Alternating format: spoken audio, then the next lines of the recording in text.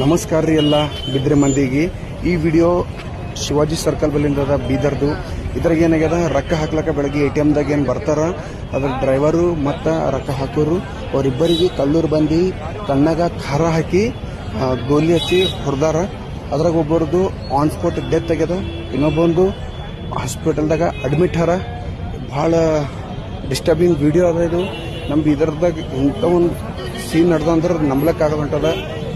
ಎಲ್ಲರ ಮುಂದೆ ಆಗಿಂದ ಸೀನ್ ಅದ ಇದು. ಇಂಥ ಒಂದು ದುಃಖದ ವಿಷಯ ಭಾಳ